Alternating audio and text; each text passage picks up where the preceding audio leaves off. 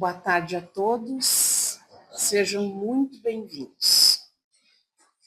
Então vamos fechar levemente os nossos olhos, respirar fundo, acalmando o nosso coração, os nossos pensamentos, a fim de que possamos receber as bênçãos que Deus, nosso Pai, derrama sobre nós incessantemente, a fim de que possamos encontrar o amparo, o consolo, as respostas que viemos buscar aqui. Que Deus nos ampare, que Jesus nos ilumine, nos proteja e seja conosco hoje e sempre. Que assim seja.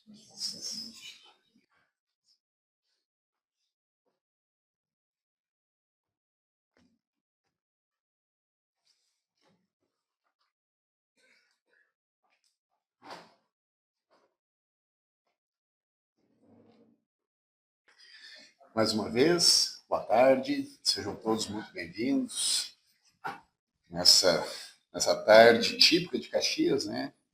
Chuvosa, cerração, mas enfim, aqui nós podemos ver muitas cores, deixar a tristeza de lado, que hoje nós vamos falar de um tema muito interessante. Hoje nós vamos falar sobre os benefícios da oração. Por que nós oramos? Por que nós rezamos? Quais são os mecanismos que starta essa vontade, essa necessidade, talvez? Bom, já começa com um acidente, mas tudo bem. No capítulo 27 do Evangelho segundo o Espiritismo, que ele fala sobre pedis e obtereis, ele fala sobre a qualidade da prece. E ele traz aqui para nós uma passagem de Mateus e de Marcos, sobre Jesus dando algumas dicas, ele ensinando a esses discípulos a forma como nós deveríamos ou como nós devemos orar. E ele inicia da seguinte forma: quando orardes, não vos assemelheis aos hipócritas que afetadamente oram de pé nas sinagogas e nos cantos das ruas para serem vistos pelos homens. Digo-vos em verdade que eles já receberam sua recompensa. Quando quiserdes orar, entrai para vosso quarto e, fechado a porta, orai vosso Pai em secreto. E vosso Pai, que vê que se passa em secreto, vos dará a recompensa. Não cuideis de pedir muito nas vossas preces, como fazem os pagãos, os quais imaginam que pela multiplicidade das palavras é que serão atendidos. Não. Não vos torneis semelhantes a eles, porque vosso Pai sabe do que é que tem de necessidades antes mesmo de pedir. Quando vos apresentardes para orar, se tiverdes qualquer coisa contra alguém, perdoai-lhe, a fim de que vosso Pai que está nos céus também vos perdoe e perdoe aos vossos pecados. Se não perdoardes, vosso Pai que está nos céus também não vai perdoar os vossos pecados. Também disse esta parábola a alguns que punham a sua confiança em si mesmos como os justos, desprezando aos demais. 2 homens subiram ao templo para orar. Um era fariseu, publicano o outro. O fariseu, conservando-se de pé, orava assim consigo mesmo: Meu Deus, rendo-lhe graças por não ser como outros homens, que são ladrões, injustos e adúlteros, nem mesmo como esse publicano. Jejuo 2 vezes na semana, dou dízimo de tudo que possuo. O publicano, ao contrário, conservando-se afastado, não ousava nem sequer levantar os olhos aos céus. Batia no peito, dizendo: Meu Deus, tenha piedade de mim, que sou um pecador. Declaro-vos que este voltou para sua casa justificado, e o outro não, porquanto que aquele que se eleva será rebaixado, e aquele que se humilha será exaltado. Bom, aqui Jesus já nos dá uma dica, uma orientação de como deve ser o nosso proceder em relação à forma de orarmos. Só que a oração, antes de mais nada, ela deve ser o quê? Ela deve ser um ato de fé. E a fé, ela é algo muito maior do que a crença. do que acreditar, do que no crer. Ela está ligada diretamente ao nosso íntimo. Ou seja, é uma conexão nossa diretamente com Deus. É uma coisa a qual nós não precisamos de intercessores para falarmos com Deus. Deus não deu essa oportunidade, Ele nos disponibiliza isso, nosso Pai. Então a palavra fé, quando a gente vai buscar a origem dela, a gente vai encontrar ela no latim. E lá no latim ela diz fides, que indica o quê? Ela indica uma noção de, olha só o que é a fé, latim. Confiança, crença e fidelidade. Então nós estamos falando aqui de fidelidade, e não somente do acreditar. Mas para nós termos fidelidade, é necessário que nós tenhamos o quê? Um relacionamento, certo? Então tem aquelas pessoas que têm um relacionamento, eu sou fiel a uma bandeira de determinado cartão de crédito, eu sou fiel a um determinado posto de combustível. O que está dizendo isso? Está dizendo que eu tenho um relacionamento. Eu estou me relacionando. Então, para mim, o que significa? Significa que eu tenho um relacionamento com Deus. Se eu tenho fé, eu estou me relacionando com Deus. É uma lógica isso. Agora, o problema é o seguinte, né? Você imagina nós. A gente tem uma dificuldade muito grande dentro do nosso convívio social de nos relacionarmos uns com os outros. Não é verdade? Todos nós temos dificuldade. É difícil nós relacionarmos com os nossos pais, com os nossos cônjuges, com os nossos filhos, que são seres iguais. São seres iguais. Vocês imaginam, então, relacionar com Deus, que tudo sabe, que tudo vê. Deus, antes de você pensar, Ele já sabe o que você está pensando. Antes de você praticar determinada coisa, Deus já sabe o que você vai fazer.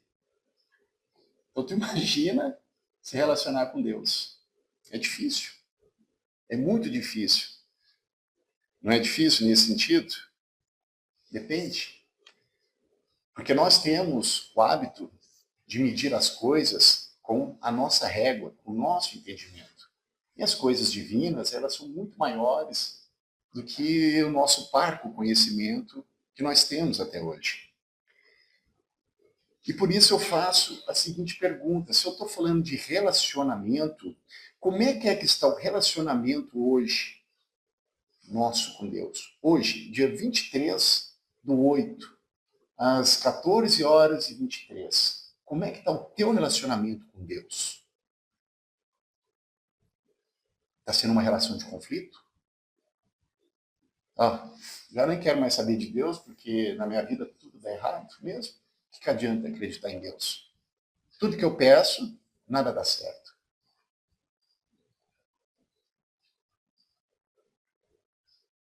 É uma relação de pedinte? Como é que está a tua relação com Deus? É uma relação de pedinte?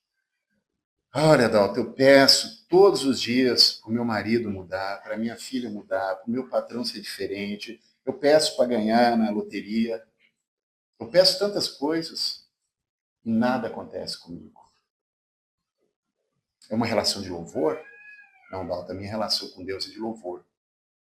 Hoje eu acordei e falei: Senhor Deus, vós que criastes o universo, eu lhe dou graças, eu lhe rendo por ser o teu filho. Ou até mesmo uma relação de gratidão.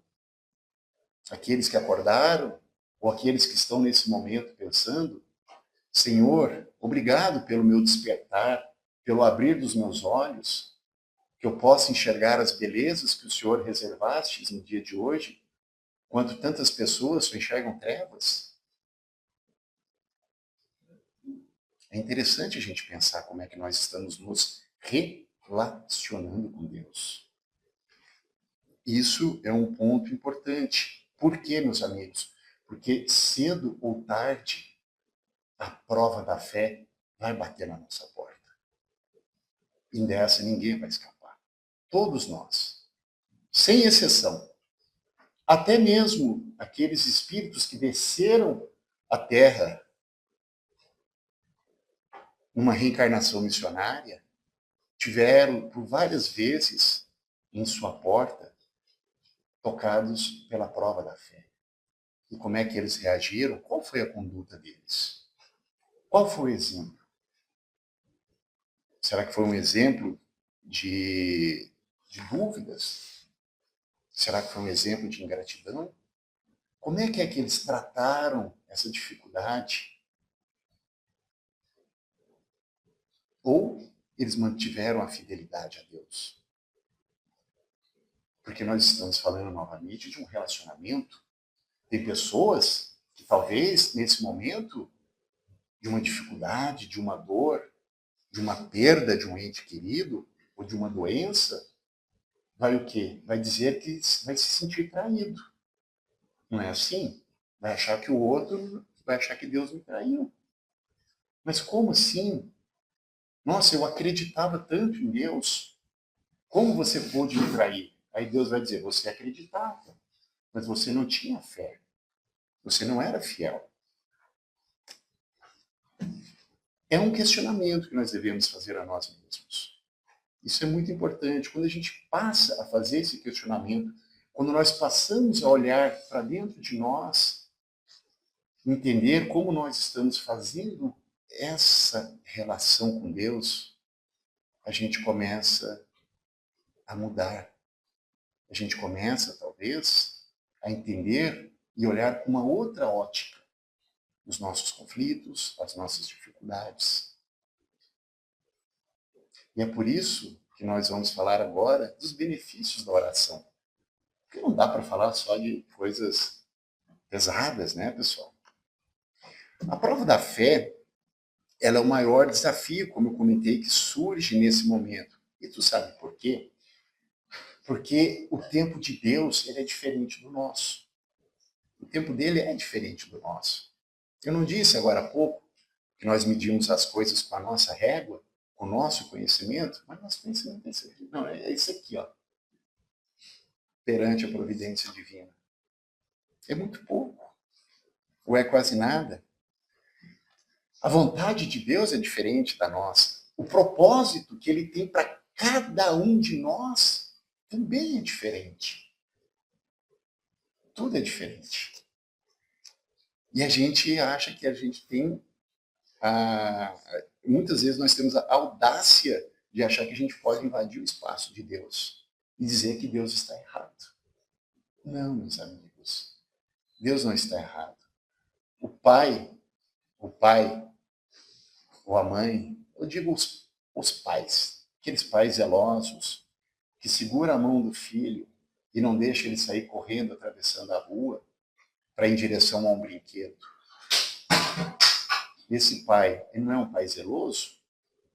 O filho não. O filho vai ficar bravo, talvez, naquele momento, porque no impulso dele ele queria atravessar a rua, mas o pai viu o perigo que era ele atravessar aquela rua sozinho. Aquela rua não era o momento. E é assim, é o tempo de Deus. É importante nós respeitarmos isso. Mas Deus nos criou, gente. Não foi para nós sermos tristes. Deus não nos criou para sofrermos como nós pensamos sofrer. Deus nos criou para sermos felizes. Mas essa felicidade, Deus nos criou para onde? Na eternidade. É dessa felicidade que Jesus fala muitas vezes no seu evangelho. Meu reino não é desse mundo. Vós não sois reis? Não falou assim. Não, meu reino não é desse mundo. Então é para essa felicidade que nós devemos nos preparar. E para a gente alcançar essa felicidade, o que é? É necessário que nós saibamos aproveitar as oportunidades que Deus nos coloca diariamente, entre provas e expiações. É vencendo essas provas, é sendo bem-sucedido nessas expiações, é que nós avançamos. Se nós hoje enfrentamos alguma dificuldade, se nós passamos por uma dificuldade, ou se nós passamos por algum mal, por alguma doença, É porque nós tivemos uma conduta não muito adequada na outra vida. Mas Deus, dentro da sua misericórdia, da sua piedade, ele nos dá uma nova oportunidade, uma reencarnação, para nós podermos resgatar isso. E aí Deus nos disponibiliza o quê? Oração. Deus nos disponibiliza o mecanismo da oração. Para quê? Para que a gente possa, mais uma vez, estarmos conectados com o alto e pedir o apoio. Qual é o filho que vai ao seu pai, ele pede socorro, ele pede ajuda, e um bom pai não lhe dá? Não é verdade?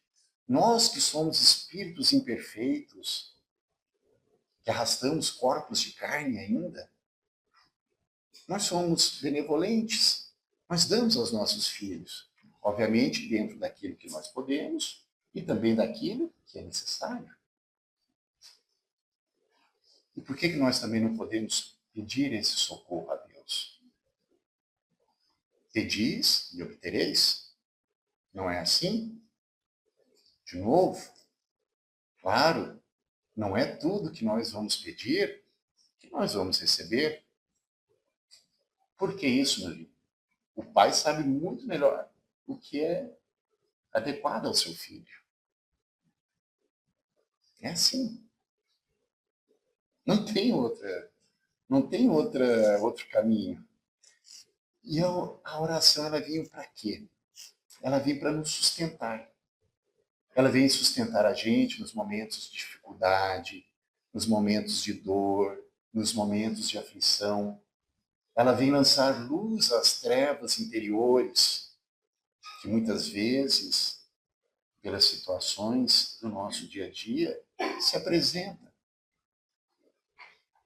Começa por aí, um dos motivos. Por que eu oro? Por que eu estou orando? Por que eu estou rezando? Não é assim? No capítulo, na questão 659 do Livro dos Espíritos, ele fala que a oração, o que é? Primeiro é um ato de louvor. Mas dentro da oração, eu posso louvar, eu posso pedir e eu posso agradecer. É por isso que eu questionei antes, como é que está a nossa relação com Deus? Será que eu estou só pedindo? Será que eu estou só agradecendo? Será que eu estou só louvando? Eu posso pedir, eu posso agradecer, eu posso louvar, sem problema algum. E ainda mais, meus amigos, que a gente vive aonde? Nós vivemos num mundo de provas e expiações, de dificuldades. Mas essas dificuldades, elas são passageiras. Todos nós sabemos que ela é passageira. Por que são passageiras? Porque nós somos espíritos imortais. E todos nós estamos, invariavelmente, fadados à perfeição. Obviamente, a perfeição relativa, não absoluta. Absoluta é somente a perfeição do Pai, de Deus. Mas se nós temos essa oportunidade, nós podemos pedir, sim, aos espíritos que nos sustentem. Se eu estou hoje, se eu fiz mau uso do meu corpo físico e através de vícios, hoje eu enfrento uma determinada doença, eu posso pedir para ser curado? Claro, claro que pode. Deve. Eu vou ser curado? Eu já não sei. Vai depender dos planos de Deus. Mas não era talvez muito melhor eu ter pedido antes força para poder me resistir à tentação, àquele vício? Podem ter certeza que se nós tivéssemos pedido, nós teríamos tido um amparo. Porque nós abrimos o quê? Nós abrimos conexão. E aí começa o quê? Eu digo para vocês que a oração, ela traz os benefícios tanto no campo espiritual, como eu estou falando agora, mas também nos traz benefícios no campo material. No campo espiritual, quando a gente ora, a gente faz o quê? Nós estamos elevando o nosso pensamento. Nós estamos ligando o nosso Wi-Fi e conectando a Deus, a rede de Deus. E ali nós estamos fazendo o nosso pedido. A gente se sintoniza com espíritos mais elevados. E Deus, recebendo essa nossa conexão, entendendo que aquele pedido, aquele pleito, ele é justo, ele permite que espíritos encarregados no universo de disseminar a sua vontade, de realizar a sua vontade, que esses espíritos venham até nós e que nos auxiliem. A proteção energética. Gente, quem faz o evangelho no lar? Quem faz o evangelho no lar aqui? Pode levantar a mão. Isso é uma bênção que nós trazemos para dentro da nossa casa. Ele serve o quê? Quando a gente ora com sinceridade, a gente cria um escudo. A gente cria um escudo energético. É impressionante. Isso é dito pelos nossos queridos benfeitores e os médiuns também, os médiuns que têm a vidência, eles veem perfeitamente a forma como essa energia, como essa luz, às vezes, ela está chegando. Se cria, e criando essa proteção, vai fazer o quê? Vai deixar a gente um pouco mais afastado daqueles irmãozinhos nossos que diariamente vêm aqui no nosso ouvido trazer conselhos não tão adequados, vamos assim dizer. Isso também, meus amigos, é um alívio nas nossas aflições. A oração, ela traz o quê? Ela traz um bálsamo para as nossas dores íntimas. Ela acalma a nossa alma. Ela nos traz conforto. Por quê? Como eu comentei, como eu disse antes, tudo é passageiro, tudo passa. E essa dor, essa aflição, ela vai passar também. Ela serve como um canal de comunicação com o plano espiritual. Claro. Então ela permite uma troca de pensamentos e energia com esses espíritos benevolentes. Ela permite que a gente aconteça isso. E, acima de tudo, ela traz o quê? Ela ajuda no nosso desenvolvimento da reforma íntima, do nosso desenvolvimento moral, que é o mais importante de tudo. Porque todas as nossas aflições, todos os nossos resgates de hoje, elas estão ligadas o quê? Intimamente na nossa conduta moral. Condutas morais desregradas traz o quê? Traz compromissos. Lei de causa e efeito. Lei de ação e reação. É assim no universo. É assim que funciona. Então, quando nós oramos, nós entramos no nosso íntimo, conheça-te a ti mesmo e a verdade nos libertará. E à medida que nós vamos nos conhecendo e vamos nos dando conta das nossas mazelas morais, daquilo que nós precisamos melhorar como seres humanos, a gente vai ficando o quê? Nós vamos ficando mais aliviados, porque nós entendemos que nós não somos pecadores. Nós entendemos que nós somos espíritos imperfeitos, que estamos numa marcha evolutiva e que um dia nós atingiremos. Felizes daqueles que suportam e sustentam as suas provações com mais fé. Esses alcançam o reino dos céus mais rapidamente do que aqueles que não têm essa fé. Isso eu estou falando de benefícios espirituais. Mas hoje a neurociência, ela traz vários casos, ela traz vários estudos. A internet, ela está farta.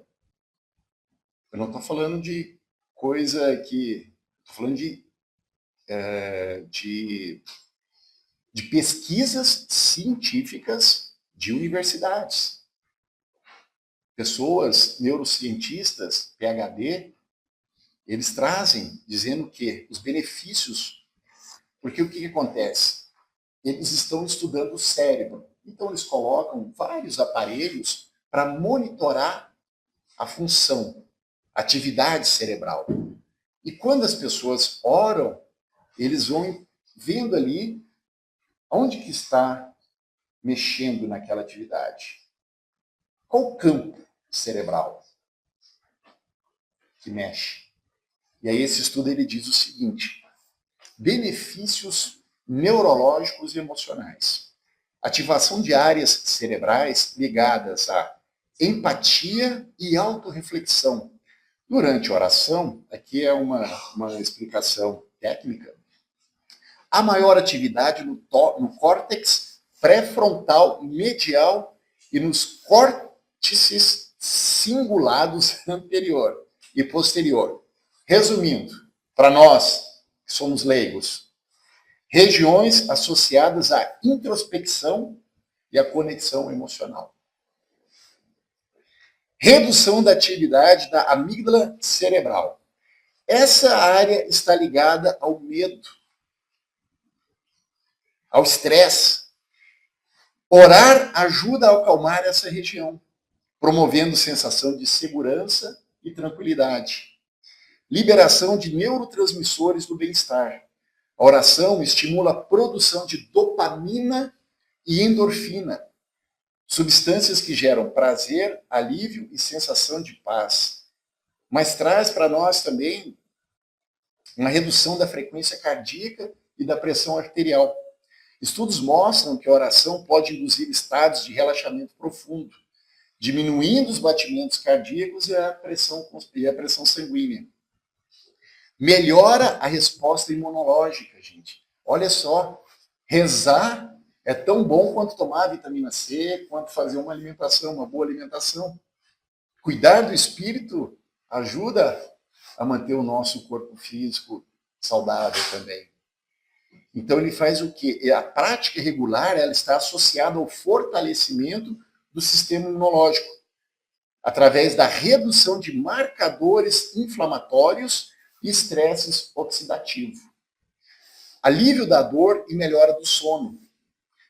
Bom, isso aqui é óbvio, né? Isso aqui pessoas que oram com frequência relatam menos insônia, menos dor crônica e maior qualidade de vida. Óbvio, né? Quando a gente ora antes de dormir, e a gente pede principalmente a presença do nosso anjo guardião, que esse nosso anjo nos acompanhe durante a nossa peregrinação, que a nossa alma vai estar mais solta, isso faz com que também nos mantenha afastado dos nossos inimigos e nossos obsessores. Então, claro que eu vou ter um sono mais tranquilo, porque eu sei que quando eu despertar, quando o meu corpo fisiológico dormir e a minha alma se desprender, eu não vou estar dando de cara com obsessores ou daqueles meus perseguidores. Então, é uma resposta também. Orar não só quando a gente acorda, mas principalmente antes de dormir, tá, gente? E também traz benefícios psicológicos e sociais. Então, ele reduz a ansiedade, depressão, burnout. A oração tem efeitos semelhantes à meditação, ajudando a lidar com emoções difíceis e prevenindo o esgotamento mental, especialmente em profissões de alta pressão. Aumento da autoestima e da resiliência emocional, ao promover reflexão e conexão com algo maior. A oração fortalece o senso de propósito e identidade pessoal. Isso aqui, meus amigos, não é o Laudo que está falando. É o Laudo que está trazendo de pesquisas de neurocientistas nas mais conceituadas universidades do mundo. E que está disponível para quem quer ter um pouco mais de conhecimento. Dessa forma, então, que a oração se torne um hábito saudável que nos traga paz, consolação, resiliência e principalmente muita paciência.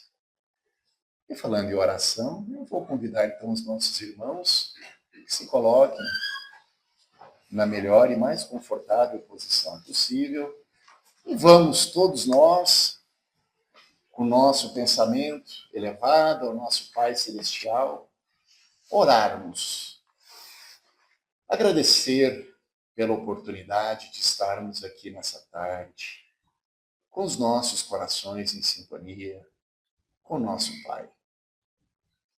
Senhor, pedimos a vós que abençoe cada um de nós que se faz aqui presente, seja os vivos da carne ou os vivos do Espírito, que cada um possa receber aquilo que precisa, receber um bálsamo, um alívio para as suas aflições. E dessa forma, Senhor, regressarmos aos nossos lares mais tranquilos e certos de que vós sois o nosso Pai. E como um bom Pai, Ele nos quer bem. Obrigado, Senhor. Obrigado pela vida. Obrigado pelo trabalho. Obrigado pela semana que passou. Que possamos mais uma vez regressar aos nossos lares em paz e com os nossos corações calmos e aliviados. E que assim seja.